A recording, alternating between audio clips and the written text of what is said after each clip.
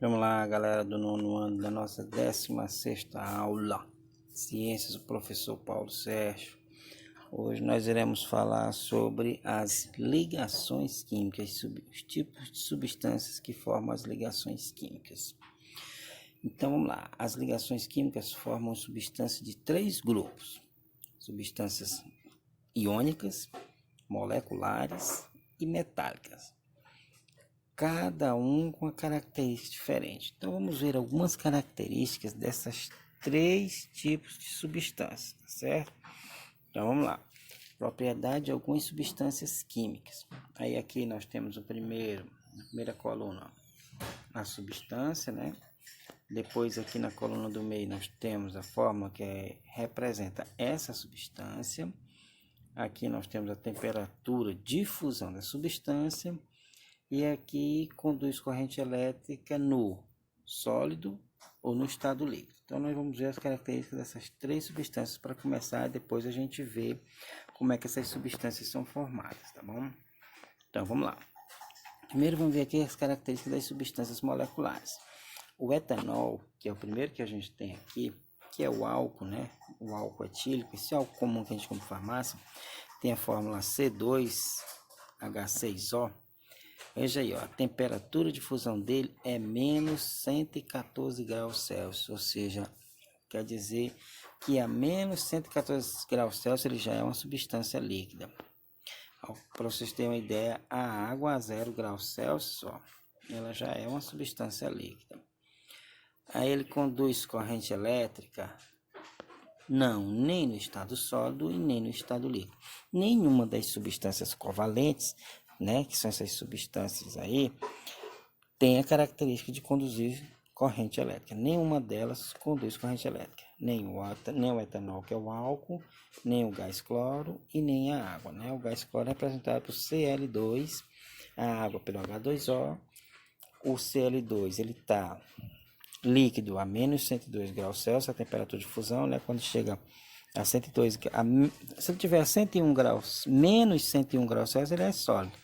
Mas a partir de se aumentar mais um pouquinho o grau, ele já vira líquido, né? Uma temperatura bem baixa. E aí nenhum deles, né, conduz corrente elétrica nem no estado sólido, nem no estado líquido. Agora vamos lá. Aí você diz, professor, mas diz lá quando a pessoa está molhada, a corrente elétrica aumenta. Não, mas ali é porque a água está misturada com alguma coisa, né? A água de torneira ela vem salinizada, é por isso que ela conduz a corrente elétrica, porque ela não é ela, são os sais que tem nela. Substância iônica, né? A substância iônica, né, que são as substâncias formadas... pessoal, as substâncias moleculares eu vou falar depois. São substâncias formadas por substâncias não metálicas. É um não metal com não metal. Já as substâncias iônicas são formadas por uma substância, veja aí, não metal com metal, que é o caso aí do cloro, que ele é não metal com lítio, que é metal. Vamos ver as características aí. Olha, a temperatura de fusão já é 610. As substâncias iônicas têm temperatura de fusão elevadas, maiores que as substâncias, né, moleculares, que são chamadas de substâncias covalentes. Então, a característica das substâncias iônicas é ter o ponto de fusão mais elevado que as substâncias moleculares. Depois nós vamos ver qual é a diferença das substâncias iônicas para as substâncias moleculares, certo? Aqui nós só estamos falando delas.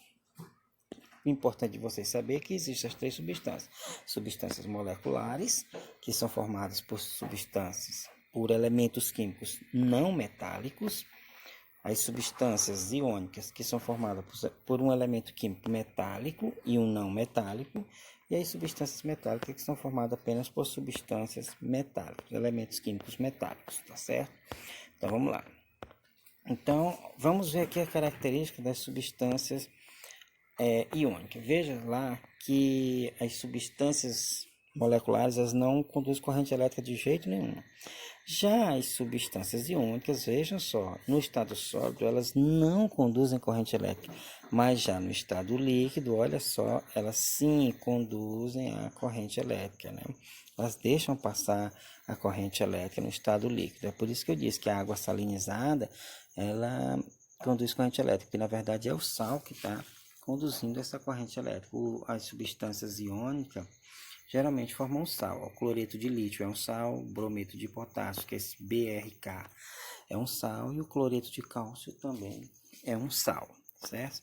Não tem nenhum sal que a gente conheça aí de verdade. O sal que a gente conhece é o cloreto de sódio, que é o que eu vou dar exemplo mais na frente. E aí nós temos as substâncias metálicas, que são formadas apenas por metal, né? O metal mesmo. O alumínio, os elementos de alumínio se juntam, os elementos químicos de alumínio se juntam, formam o metal alumínio. Aí nós temos a prata, né? O Ag, que os elementos químicos prata se juntam e formam o metal prata. E aí o Au, que é o ouro, que os átomos de elemento químico do ouro se juntam e formam as placas de ouro, as placas de alumínio e as placas de prata.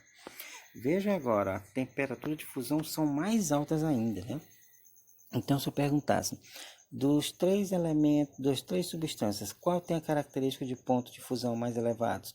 As substâncias moleculares, as substâncias iônicas ou as metálicas? As metálicas, em segundo lugar, as iônicas, e em terceiro lugar, as substâncias moleculares. Veja que a substância molecular é abaixo de zero e a água que é zero. Lá mais na frente nós vamos saber o porquê disso aí. E as substâncias metálicas, elas conduzem eletricidade tanto no estado sólido quanto no estado líquido, tá certo? Então, elas têm essa característica. Veja que o sim vai aumentando. Eu só tinha não para as substâncias moleculares, não no sólido e não no líquido. Aí já aumento a coluna para sim, né? Que as substâncias iônicas já transmitem a corrente elétrica no estado líquido, mas não no sólido, e as substâncias metálicas nos dois estados, tanto líquido quanto sólido, é característica de transmissão de eletricidade dos metais. Vamos ver aqui, olha, vamos passar para frente aqui, vamos ver aqui as ligações químicas e a camada de valência. A camada de valência, gente, é a última camada do elemento químico, do átomo. O átomo não tem as camadas onde ficam os elétrons, tem átomo que só tem uma camada, como o hidrogênio e o hélio, estão no primeiro período, né? Lembrando lá dos períodos que dá para a gente descobrir quantas camadas tem. Nós temos lá o lítio e o berílio, que estão no segundo período, que tem duas camadas. Nós temos lá também no segundo período o boro, nós temos o cloro, nós temos o flúor, o oxigênio, o nitrogênio, o carbono, todos eles também estão no segundo período, tem duas camadas. E essa última camada é a camada de valência, tá bom? Então, vou ler aqui. As ligações químicas são feitas através da camada de valência. Então, os átomos se juntam através dessa última camada, que é a camada de valência. Não tem como eles se unirem através da camada de dentro. Então, eles se unem pela camada mais externa, que é a camada que fica fora, que é a camada de valência. Que são chamadas, né? Aqui são as camadas que ficam mais próximas entre os átomos, né? Então eles se ligam por elas. Então vamos ver aqui, ó, gente, a camada de valência da ligação, formando duas substâncias, o gás oxigênio, que é o gás que a gente respira, e a água que a gente bebe todo dia. Então nós estamos vendo aqui, ó, nessa figura aqui, que nós temos aí dois átomos de oxigênio se ligando, ó. Os elétrons deles, aqueles 4 elétrons aqui, ó, estão sendo juntos, ó. São 2 de um oxigênio e 2 de outro. Então, eles estão compartilhando esse elétron. Então, eles se juntando por essa camada aí. Para quê? Para fazer a régua do octeto que eu falei antes. Veja que cada elemento aí ficou com 8 elétrons na última camada. Aqueles 4 elétrons ali, tanto serve para o oxigênio lá de cima, como o oxigênio daqui de baixo. Então, tem 4 lá, 2 de um lado aqui, 2 do outro lado ali, ó, na última camada. E aí eu tenho 8 elétrons na última camada, que é a régua do octeto, que eu vou já falar, tá bom? E aqui também, olha só. Aqui também eu tenho o oxigênio, que ele é da família 16, tiro 1, fica 6, né? Do mesmo jeito aqui, ó, o oxigênio da família 16, tiro 1, fica 6. Precisa de 2 elétrons. Então, cada elemento aqui, ó, químico, doa 2 elétrons, um para o outro, né? Eles compartilham. Olha, tu me compartilha 2, se eu te compartilho 2, aí dá 4. Então, como a gente já fica com os outros 4 separados, então dá 8 para cada um, tá certo? Ficando a regra do octeto. Então, os 4 aqui tanto serve para um como para o outro. Aí aqui nós temos a outra substância, que é a água. O oxigênio de novo, que é 8 elétrons, da família 16, tira 1, fica 6, precisa de 2 elétrons para ficar com 8 na regra do octeto, que eu vou já falar.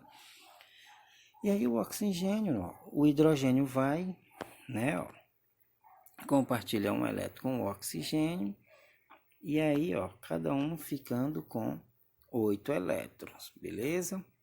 Então, o hidrogênio fica com 2 lá, né, que ele é compartilhado, e o oxigênio também aqui fica com 2, beleza? Então, é a fórmula com 8, o oxigênio fica com 8, da regra do arquiteto.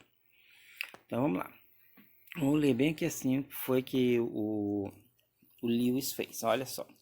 Gilbert Newton Lewis, 1875 a 1946, propôs em 1916 uma teoria para explicar a ligação entre os átomos. Por que esses átomos se ligavam de um determinado jeito, não é, pessoal? Que ficou conhecido como regra do octeto.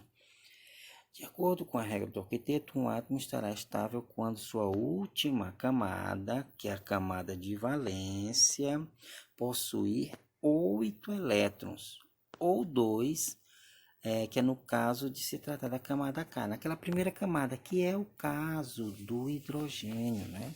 O hidrogênio, ele só tem a camada K. Então, quem está com a camada K no final, no caso o oxigênio do hidrogênio só tem ela, então ele se estabiliza só com 2 elétrons. A camada K é a única camada que o elemento químico se estabiliza, ou seja, ele fica estável, não precisa mais de nenhum elétron para se estabilizar. Logo, a camada K só cabe 2 elétrons mesmo, tá certo? Então é a única que o elemento só precisa de 2 para se estabilizar. As outras tem que ser 8. Então vamos lá. Vamos falar aqui de alguns elementos químicos que já têm 8 elétrons na última camada, na camada de valência, e não precisa se juntar mais a ninguém. Eles andam livres, soltos aí no espaço, no universo, aqui na nossa atmosfera. São os gases nobres, o hélio, neônio, argônio, criptônio, xenônio e o radônio, né? Os gases nobres já possuem 8 elétrons na camada de valência, com exceção do hélio. Por que, de novo? O hélio ele está no mesmo período do hidrogênio. O hidrogênio se estabiliza com 2 elétrons. Ele só tem uma camada, que é justamente a camada, de novo, a camada K. A camada K só precisa de 2 elétrons para se estabilizar. Então, em virtude disso, os gases nobres são os únicos que vagam sozinhos. Eles não precisam se associar a ninguém para ficar com 8 elétrons na última camada. No caso aqui, veja que o oxigênio pode se associar com outro oxigênio. Pode. Não é obrigado a ser com um elemento químico diferente, não. Pode ser com o mesmo tipo, tá certo? Desde que o compartilhamento gere uma camada de valência com 8 elétrons, né? No caso aqui, o oxigênio se associou a ele mesmo. No caso aqui, o oxigênio se associou ao hidrogênio. E aí, pessoal, é isso, a regra do octeto é essa, os elementos na natureza se juntam para que na sua camada de valência, na sua última camada, eles tenham 8 elétrons, com exceção dos gases nobres, porque os gases nobres já têm 8 elétrons na última camada, na camada de valência. Então, eles não precisam se associar a ninguém e é por isso que eles andam sozinhos. Ligação iônica. Então, nós falamos de 3 tipos de substâncias. As substâncias moleculares, né? As substâncias iônicas e as substâncias metálicas. As substâncias moleculares fazem ligações covalentes, as substâncias iônicas formam ligações iônicas e as substâncias metálicas que formam ligações metálicas. Vamos falar de todas as 3 bem detalhadamente, tá certo? Então, vamos lá. Ligação iônica é feita pela união de um metal e um não metal, tá certo? Olha bem essa característica. Lembra que na tabela periódica eu botei aquela escadinha azul separando os metais dos não metais, lembra lá? Então, quem estava do lado direito da escadinha azul era não metal e quem estava do lado esquerdo eram os metais, tá certo? Então, se você pegar um elemento daquele lado, do lado direito azul e um elemento do lado esquerdo da escadinha azul, você está fazendo uma ligação iônica. Então, vamos lá. Então, no caso aí, eu peguei o cloro e o sódio, que é o nosso sal de cozinha, conhecido como cloreto de sódio. Então, gente, vamos ver primeiro aqui. Eu fiz 3 representações, tá certo? Você pode, se eu pedir para você fazer a representação da ligação iônica, você pode fazer por qualquer uma dessas 3. Então, a primeira aqui eu fiz o desenho, eu fiz 3. Por que eu fiz 3? Que é para que você entenda entenda, tá certo? Eu fiz de 3 jeitos, tudo é a mesma coisa. Então, vamos lá. Aqui eu fiz desenhando o átomo, né? O núcleo tá essa bola preta e as camadas. Veja que o sódio, ele tem 3 camadas, né? Ele está no terceiro período. E na última camada, ele só tem um elétron. Lembra lá que eu botei lá que ele é da primeira família, primeiro grupo, primeira coluna da tabela periódica, quer doar um elétron, quer perder um elétron, lembra lá? E o cloro, que é da penúltima coluna, dá 17, tira 1, fica 7, então ele tem 7 elétrons na última camada, ele quer ganhar 1 para ficar com 8. Então veja só, olha só que interessante. O sódio na penúltima camada, ele tem 8 elétrons. Então o que ele faz? Se ele doar esse elétron para o cloro, que tem 7 na última camada, o cloro vai ficar com 8, e aí essa camada aqui do sódio desaparece, então ele vai ficar só com 2 camadas, ou seja, na última camada fica com 8, né? Que na penúltima camada ele tem 8, né? Ele tem 11 elétrons, 2 na primeira, 8 na segunda, que faz 10, e 1 na última faz 11. O cloro tem 17, 2 na primeira, 8 na segunda faz 10, com 10 na última, 17. Ganha 1, fica com 8. Regra do octeto estabilizada. Então, o que acontece? Está ali o cloro do elétron, perdeu a última camada. Quando o elétron sai, não existe mais a camada. Para que se não tem mais elétron nela?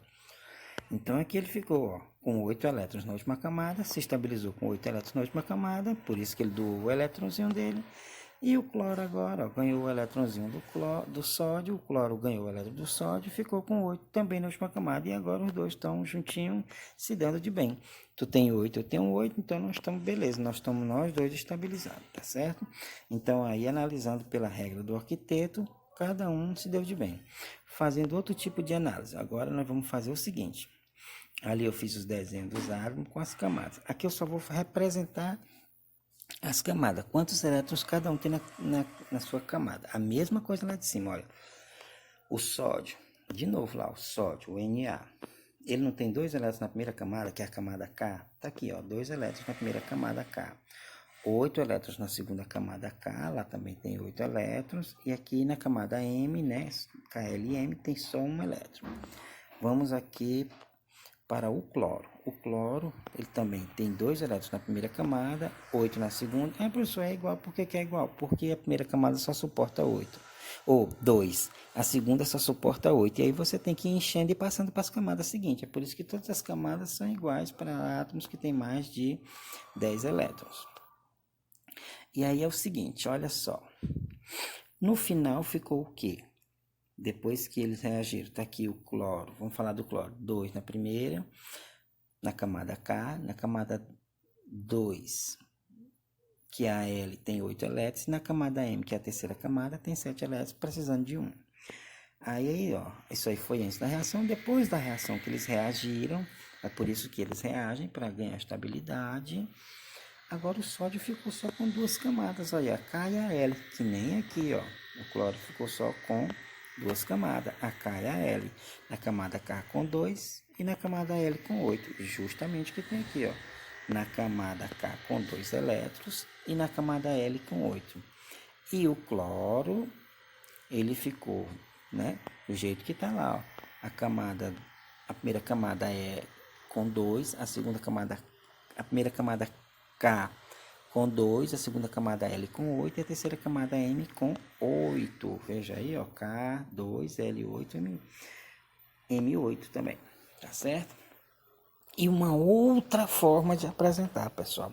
Agora eu não vou mais botar, veja que eu cada vez vou ter menos trabalho, olha. A primeira eu tive que desenhar o átomo, as bolinhas e tudo.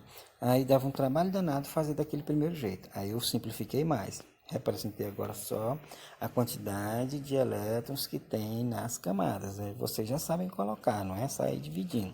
Sabe quantos elétrons cada camada suporta, você vai botando, né? Aí foi assim que eu fiz, ó. Já diminuiu mais o trabalho, já fui botando só letras e números. Aqui, olha só, eu não vou botar mais todas as camadas, não. Aqui eu vou botar o símbolo do sódio e um pontinho. Esse pontinho aqui que está do lado do Na, que é o símbolo do sódio, representa o elétron que ele tem na última camada, só um. E o Cl, que é o símbolo do cloro, tá aí os 7 elétrons, cada pontinho desse aí é um elétron que está na última camada do cloro. Então é uma outra forma de representar a reação química, tá certo? Mostrando essa última aqui é a representação de Lewis, né? Chamada representação de Lewis. Foi ele que inventou essa representação aí. Aí depois que o sódio perde o elétron, você bota entre colchetes, que ele agora ficou mais, tá bom? Ele não tem mais a última camada, ele ficou mais. Como eu só estava mostrando a última camada, né? Não era a última camada, não tem mais, então não boto mais nada.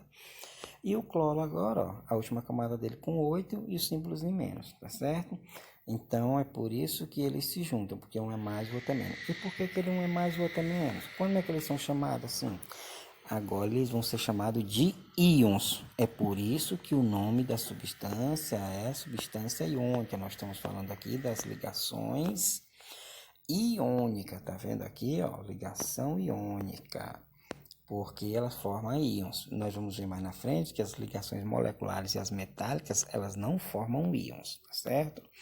Tipo aqui, ó, tipo que eu mostrei lá em cima da água, né, com o oxigênio, a água são substâncias moleculares, não formam íons, tá certo? Diferente aqui das substâncias iônicas que vão formar íons. E o que são íons, professor? São átomos carregados. Como o sódio perdeu um elétron definitivamente para o cloro, ele ficou com um elétron a menos, ou seja, ficou com um próton a mais do que elétron. Então, como o próton tem carga positiva, ficou o sódio positivo, um íon positivo que é chamado de cátion. E o cloro também virou um íon. O que é um íon? É um átomo carregado, ou positivamente ou negativamente. Quando ele está carregado positivamente, ele é chamado de cátion. Quando ele está carregado negativamente aqui, ó, porque ele ganhou um elétron que tem carga negativa, ele é chamado de íon ânion. Aqui nós temos um íon cátion, né, que é o sódio, e aqui nós temos um íon ânion, que é com carga negativa, tá certo? E o outro jeito dele se representa na natureza, ó, o formato dele natural é esse aí, ó, eles se ligam desse jeito aí, formando esse reticulado aí, chamado cubo de face centrado. Então vamos lá, ó. Vamos dar um outro exemplo aqui da formação do fluoreto de cálcio. É outra substância, é outro composto iônico. Professor, esses compostos iônicos eu posso chamar de moléculas? Não pode. Você só pode chamar de moléculas as substâncias moleculares, como a água, o oxigênio que eu lhe mostrei lá em cima. Aqui não são moléculas, são compostos iônicos. Então, o cloreto de sódio é um composto iônico? Sim, senhor. Não é uma substância molecular, não é uma molécula.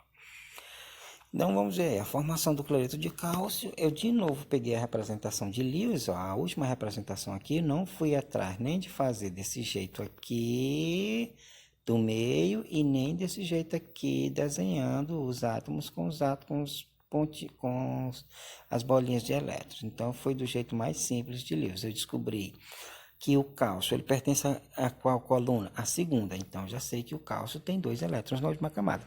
É por isso que eu pedi para vocês entenderem lá na tabela periódica o período e as famílias.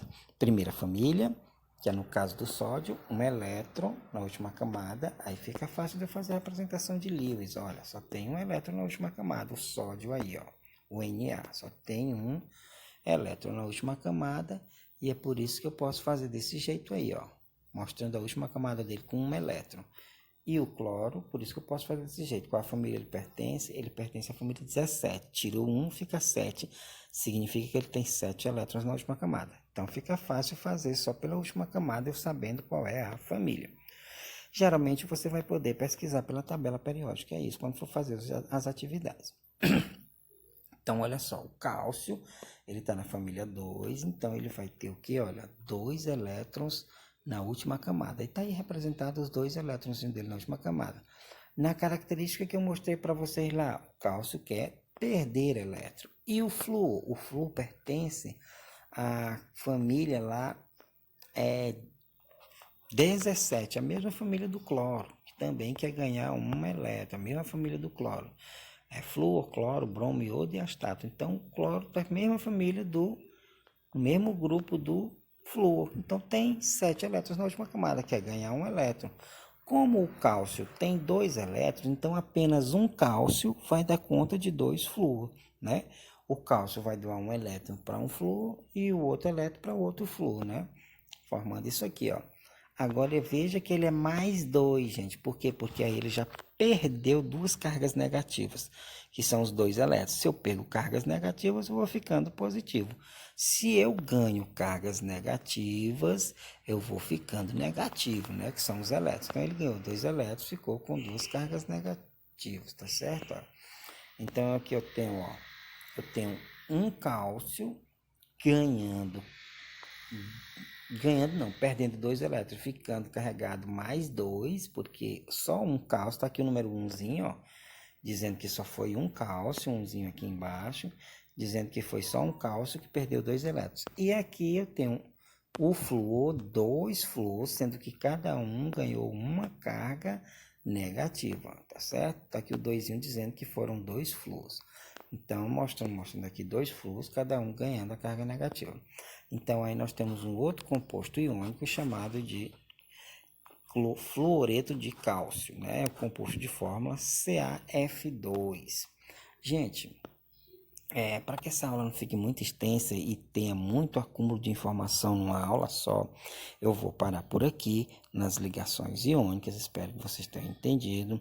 Não vou passar mais para frente para ela não ficar muito extensa, né? Como eu já disse, e não ter muito acúmulo de informação, tá certo? Na próxima aula eu volto com os 2 outros tipos de ligações: substâncias moleculares e substâncias metálicas, tá certo? Aqui, como eu já tive que fazer a introdução, né? Na outra aula eu não vou fazer aquela introdução inicial falando das características das substâncias iônicas e metálicas, né? Como eu mostrei aqui. Não vou mais falar de novo, explicar a regra do octeto, não é? Aqui. Então, já vou passar para as ligações metálicas e covalentes, são as moleculares, e aí a aula não vai ficar tão grande, tá certo? Aqui você pode encontrar esse conteúdo lá nas páginas 74 a 79 do livro de ciência. Tem lá, mais bonitinho, tem até... Aqui eu botei 2 exemplos de lá são 3 exemplos, você pode até dar uma olhadinha lá.